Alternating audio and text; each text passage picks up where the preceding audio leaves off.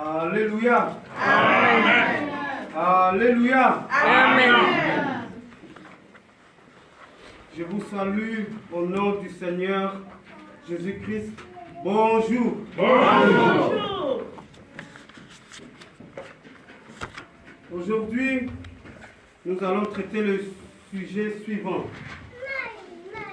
Notre sujet, c'est la femme. On va parler de la femme. Amen. Tout d'abord, on va définir la femme. La définition du mot femme. La femme est un être humain de sexe féminin. Je reprends.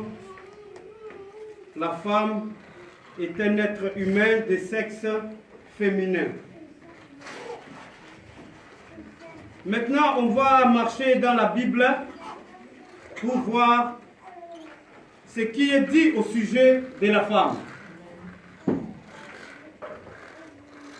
Dans ce cas-là, je vais demander au lecteur de bien vouloir lire 1 Corinthiens chapitre 14, versets 34 à 35, s'il vous plaît. 1 Corinthiens chapitre 14, versets 34 à 34 à 35. Verset 34. Oui.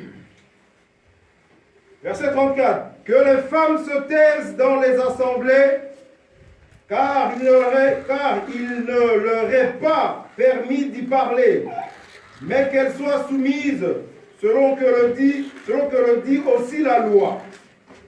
35.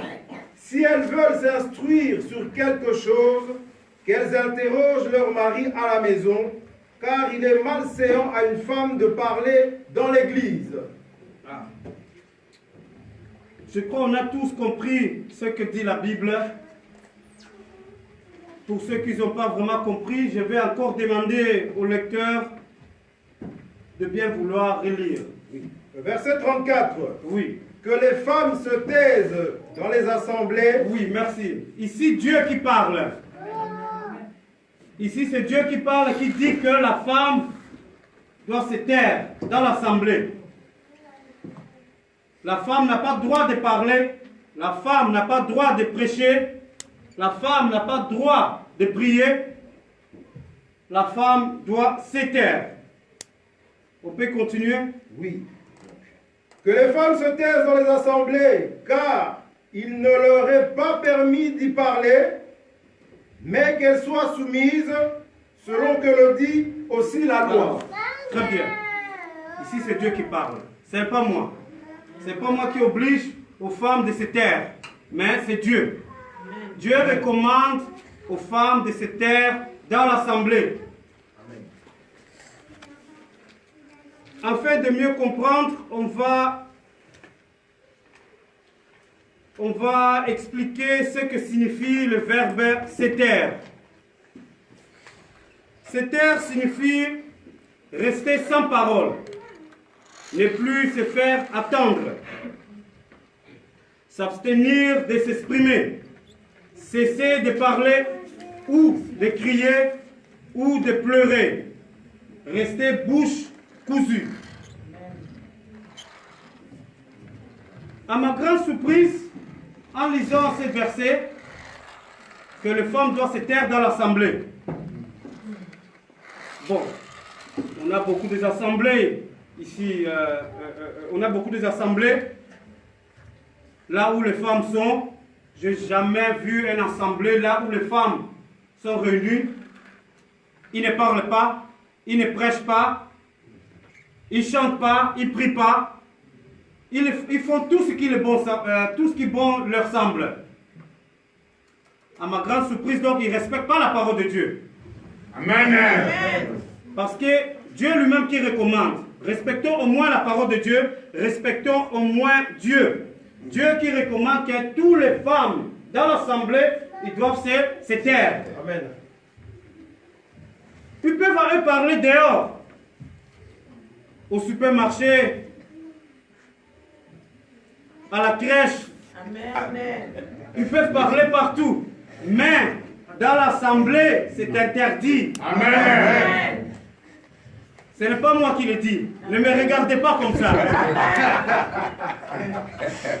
Hein, je vous aime tous, mes sœurs, mais c'est Dieu qui dit. C'est Dieu qui parle. Que toutes les femmes doivent se taire dans l'assemblée. Pour encore mieux comprendre, je vais de nouveau demander au lecteur de bien vouloir lire 1 Timothée, chapitre 2, versets 11 à 12. 1 Timothée chapitre 2, versets 11 à 12. Oui. Verset 11. Que la femme écoute l'instruction en silence, avec une entière soumission. 12. Je ne permets pas à la femme d'enseigner, ni de prendre de l'autorité sur l'homme, mais elle doit demeurer dans le silence. Merci. On peut de nouveau relire, s'il vous plaît? Oui, verset 11. Oui. Que la femme écoute l'instruction en silence.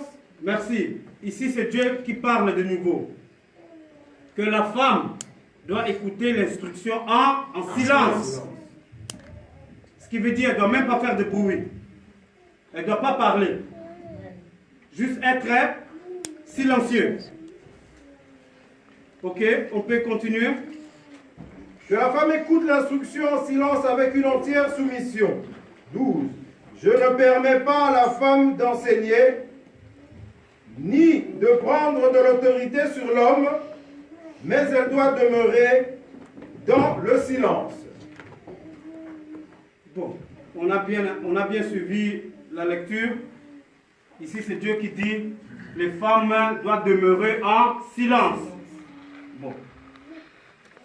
Je crois, on a tous passé par des églises, bien avant ici.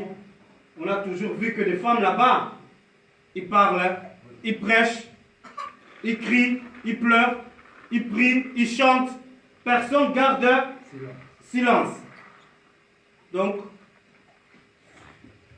à ma grande surprise, toutes ces églises ne respectent pas la parole de Dieu. Amen. Je ne crois pas que ce sont des églises de Dieu. Au contraire, ce sont des églises qui rebellent contre la parole de Dieu. Amen. Ce ne sont pas des églises de Dieu. Je dirais bien, ce sont des églises du diable. Amen. Parce que s'ils étaient des églises de Dieu, ils allaient au moins respecter la parole de Dieu. Amen. Amen. Amen. Avant de continuer, on va aussi un peu expliquer que signifie le mot silence. Silence, c'est-à-dire de ne pas parler. Absence de parler et absence de la parole. Un moment pendant lequel on ne dit rien. Absence de bruit, interruption de son. Comme on a bien saisi que toutes ces églises, personne ne respecte la parole de Dieu. La femme chante là-bas, la femme prie, la femme fait tout ce que bon lui semble. Donc, toutes ces églises, ce ne sont pas des églises de Dieu. Je vous avertis, si vous allez dans une église, premièrement, ouvrez d'abord la porte, regardez bien. Si vous voyez les femmes là-bas en train de crier, chanter, voire prier, Amen. Amen. Amen. je vous recommande de fermer la porte et de sortir. Amen. Parce que si vous rentrez là-bas, vous serez envoûtés. Amen. Ce ne sont pas des églises de Dieu. Amen. Pas du tout. Parce que s'ils étaient des églises de Dieu, au moins ils allaient respecter la parole de Dieu. Amen. S'ils n'arrivent même pas à respecter ce que Dieu vient de dire là, combien d'autres choses ils ne respectent pas? Hein? Ils ne respectent pas ça. À ma grande surprise, je crois qu'il y a beaucoup plus de choses qu'ils ne respectent pas. Amen. Amen. Ensuite, je vais demander de nouveau au lecteur de vouloir nous lire 1 Corinthiens, chapitre 14, verset 35. 1 Corinthiens, chapitre 14, au verset 35. Oui. Verset 35. Oui. Si elles veulent s'instruire sur quelque chose, qu'elles interrogent leur mari à la maison, car il est malséant à une femme de parler dans l'église. Merci. On peut de nouveau relire, s'il vous plaît. Oui, 35. Oui. Si elles veulent s'instruire sur quelque chose, Merci. Si elle veut s'instruire sur quelque chose, oui. si elles veulent s'instruire sur quelque chose, Oui. qu'elles interrogent leur mari à la maison. Ah, si elle veut parler, ce n'est pas dans l'assemblée. Là-bas, elle doit demeurer en silence. Mais, s'il a quelque chose, si elle a quelque chose à dire, elle peut le dire où? À la maison. Pas n'importe qui. Pas à son frère, pas à son père, mais à son mari. Amina. C'est Dieu qui le recommande. Amen. Si elle veut parler, si elle a une question, c'est à la maison, à son mari. Les femmes qui n'ont pas les maris, ah, j'ai vraiment pitié pour eux. Amen. Amen. À qui ils vont aller se demander? Amina. Maintenant, pour mieux comprendre, on va essayer de nouveau, on va essayer de lire Ésaïe chapitre 55, versets 8 à 9. Ésaïe, chapitre 55, 55, verset 8 à 9. Verset 8. Car mes pensées ne sont pas... Non. Car mes pensées ne sont pas vos pensées, Oui. et vos voix ne sont pas mes voix, dit l'Éternel. Ah. Ici, c'est l'Éternel qui parle. Il dit, la pensée de Dieu et notre pensée n'est pas la même. Oui.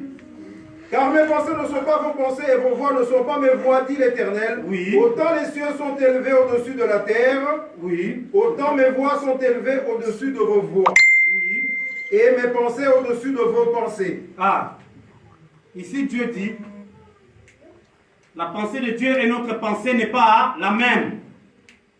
Autant le ciel est élevé au-dessus de la terre, autant la pensée de Dieu est élevée au-dessus de nos pensées. La Bible, c'est la pensée de Dieu. Pour comprendre la Bible, pour comprendre ce que Dieu dit, pour comprendre la femme dont Dieu en parle, on est obligé d'aller dans la pensée de Dieu. Amen. Amina. Pour encore mieux comprendre, on va essayer de lire 1 Samuel chapitre 16, verset 7. 1 Samuel chapitre 16, verset 7. Oui, Verset 7. oui, Et l'Éternel dit à Samuel, oui, ne prends point garde à son apparence et à la hauteur de sa taille, car, car je l'ai rejeté. oui. L'Éternel ne considère pas ce que l'homme Ah, considère. ici l'Éternel dit, il ne considère pas ce que l'homme considère. Oui, L'homme regarde à ceux qui frappent les yeux, mais l'Éternel regarde au cœur. voilà. L'homme, lui, regarde ce qui frappe les yeux. Amina. Mais l'Éternel ne regarde pas comme l'homme.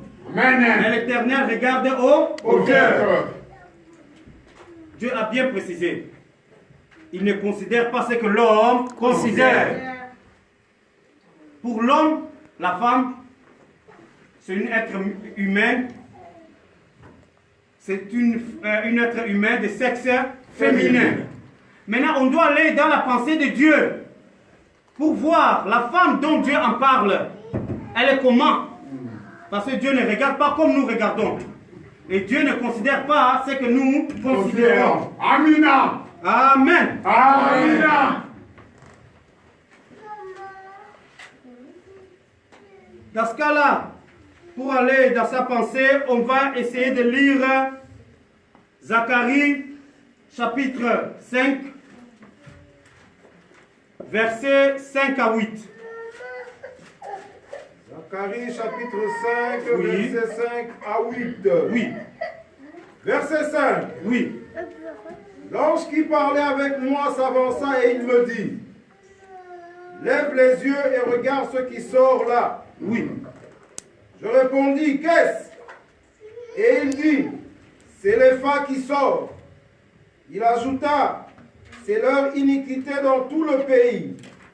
Et voici, une masse de plomb s'éleva. Il y avait une femme assise au milieu de l'Épha. Il dit, c'est l'iniquité. Et il la repoussa dans l'Épha, et il jeta sur l'ouverture la masse de plomb. Amina. Amen. Amen. On peut reprendre, papa. 5. L'ange qui parlait avec moi s'avança, il me dit, L'ange qui parlait avec moi s'avança et dit, lève les yeux et regarde ce qui lève sort. les yeux. Pour voir la femme dont Dieu en parle, il faudra lever les yeux. Il ne faut pas Amen. regarder par terre. Amen. Amina. Pour voir, comprendre la femme dont Dieu en parle, il faut lever les yeux. Sinon, tu ne pourrais pas la voir. Amen. Oui, L'ange qui parlait avec moi s'avança, il me dit, lève les yeux et regarde ce qui sort là. oui. Je répondis, qu'est-ce? Qu'est-ce? Et il dit, Oui. c'est l'Épha qui sort. Ah, c'est le phare qui sort de là. Pour la voir, il faut bien lever les yeux. Oui, Il ajouta, oui. c'est leur iniquité. Ah, la femme qui sort là, c'est leur iniquité. Oui, C'est leur iniquité dans tout le pays. Et voici une masse de plomb s'éleva, et il y avait une femme assise au milieu de l'Épha. ah. Oui, Il dit, c'est l'iniquité, il la repoussa dans l'Épha et il jeta sur l'ouverture la masse de plomb. ah, voilà. La femme, dans la pensée de Dieu, c'est l'iniquité. Amen. Ce qui veut dire le péché. Amen. La femme dont Dieu en parle, c'est le péché.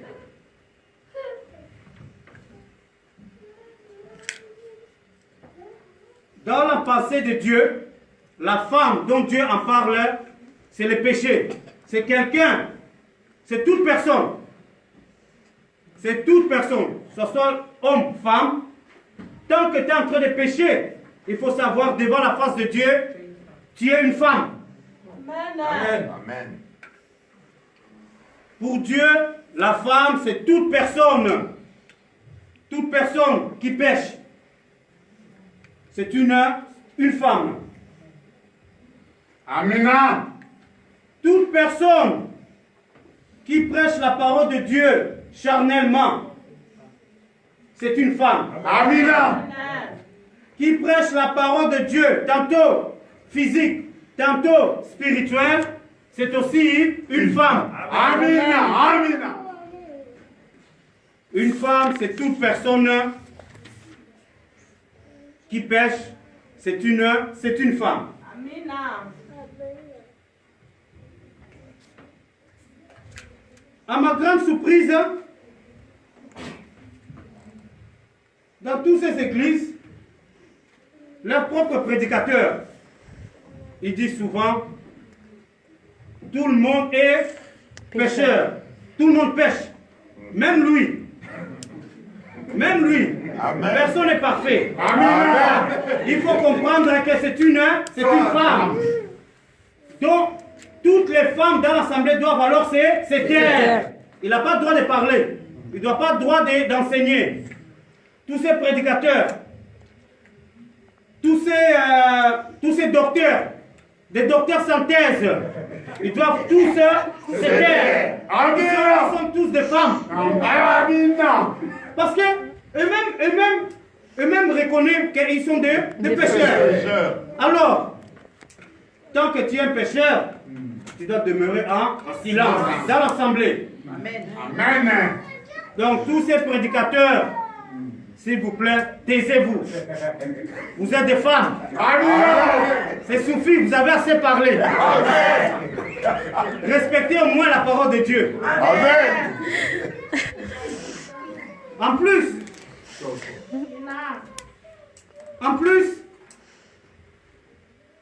quand il dit cela, ça veut dire que Jésus a échoué sa mission. Parce que Jésus, en venant au monde, c'était pour ôter les péchés. Alors, normalement, à l'homme, il ne doit pas avoir le péché. Donc, si lui, il a encore le péché, ça veut dire que Jésus n'est pas encore venu chez lui. Et une telle personne doit se taire dans l'assemblée. Amen. Pour bien saisir cela, on va essayer de lire 1 Jean, chapitre 3, verset 5. 1 Jean chapitre 3 au verset 5. Verset Oui. 5. Oui. Or, vous le savez, Jésus a apparu pour ôter les péchés. Ah, ici, Jésus est apparu pour ôter les péchés. Alors, comment quelqu'un peut encore avoir le péché? Ça veut dire que Jésus n'a jamais été chez lui. Donc il ne peut pas se mettre debout et prêcher la parole de Dieu.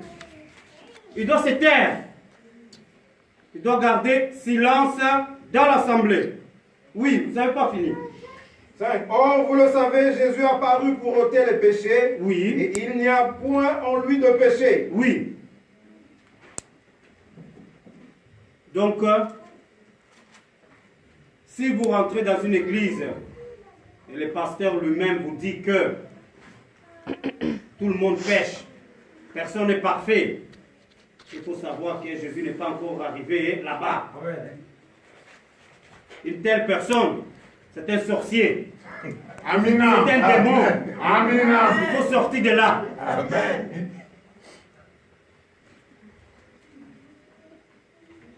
On va de nouveau essayer de lire 1 Jean, chapitre 5. Pardon.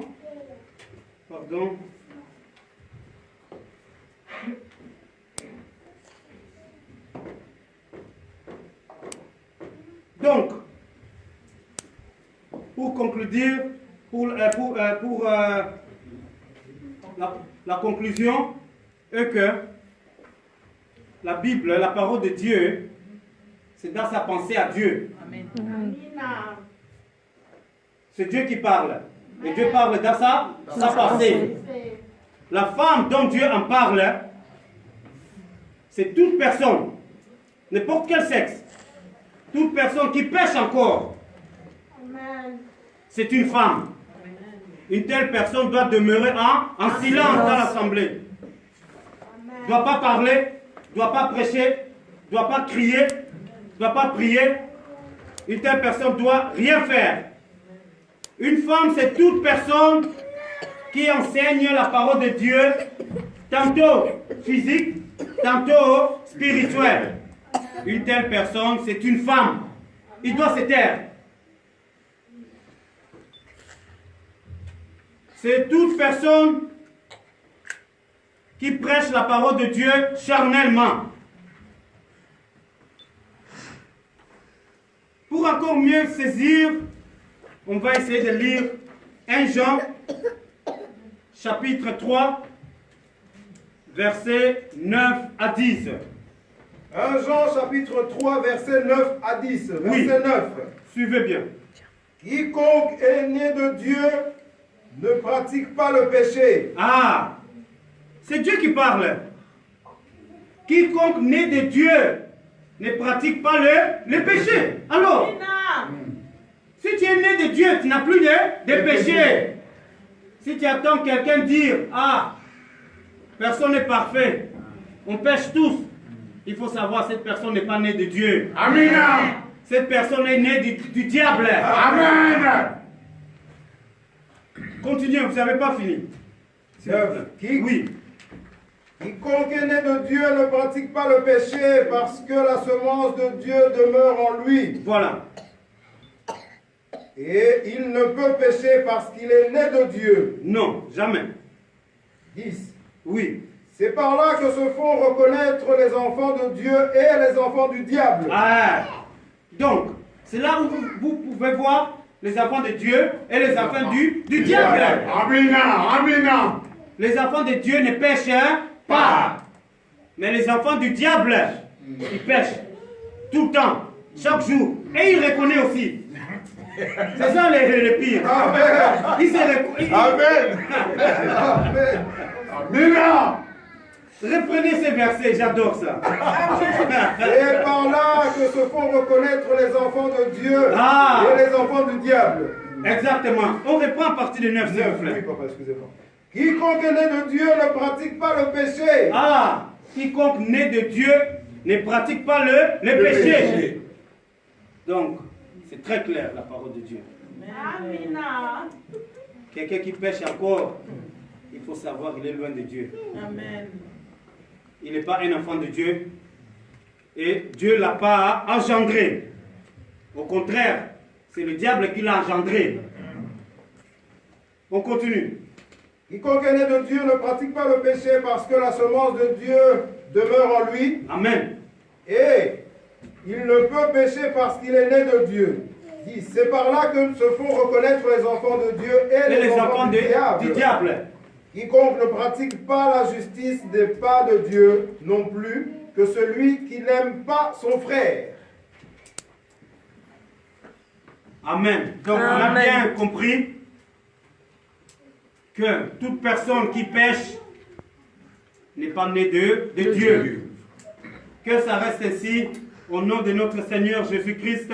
Amen. Amen.